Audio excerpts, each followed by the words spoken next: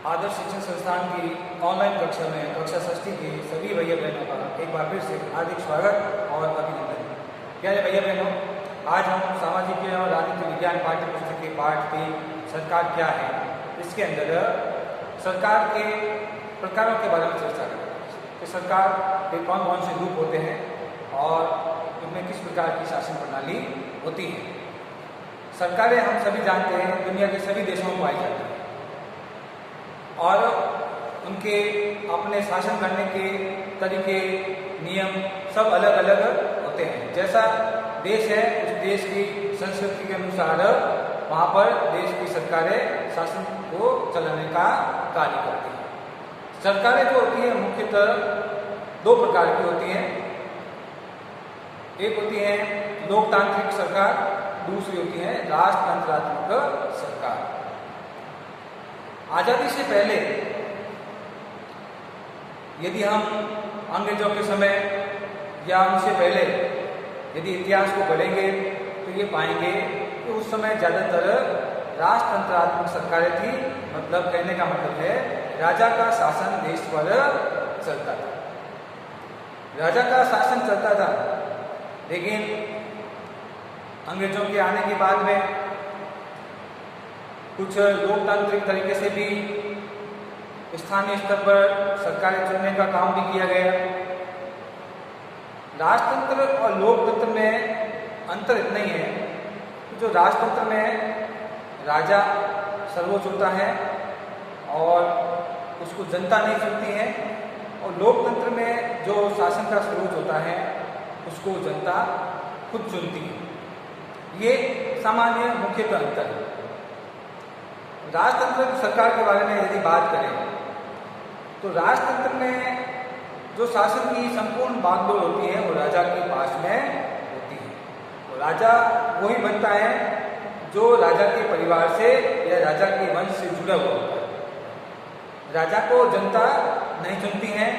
राजा अपने ताकत के दम पर, अपने शक्तिशाली वर्चस्व के दम पर वह राजा बनता है और शासन चलाने का काम करता है।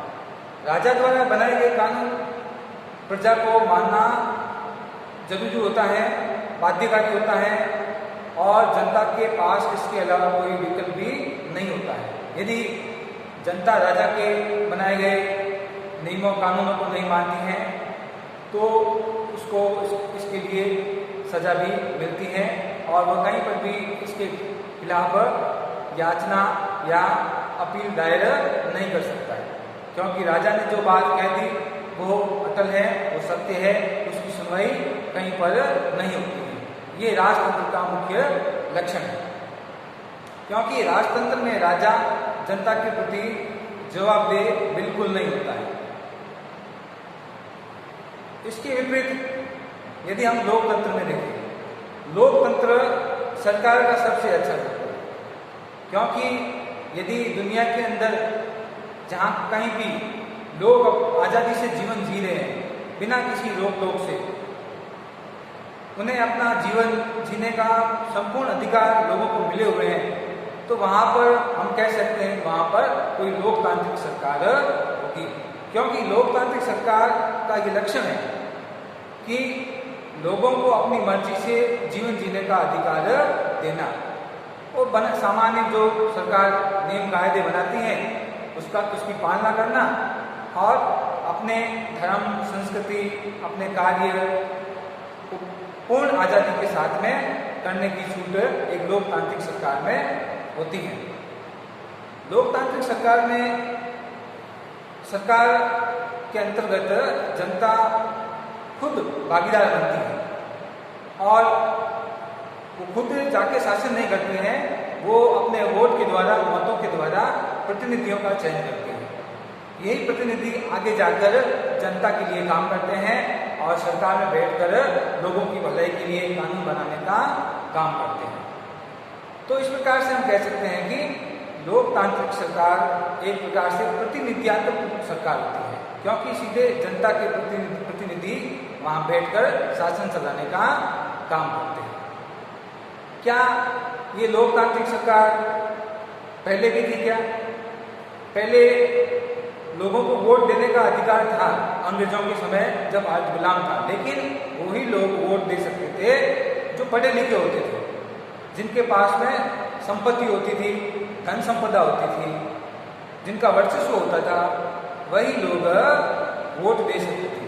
गरीब लोग, महिलाएं, इन लोगों को वोट देने का अधिकार नहीं था।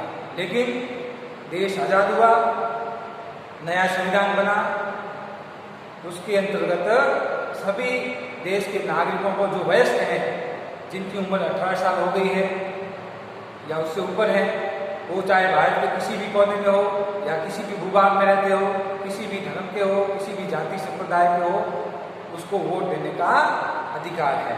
और वह अपना वोट बिना किसी दबाव से, अपने मर्जी से किसी भी प्रतिनिधि को दे सकता है। उस पर कोई भी जबरदस्ती नहीं कर सकता है। उसका खुद का निर्णय होता है कि वह किसको चुने। तो ये एक लोकतंत्र की विशेषता है कि जनता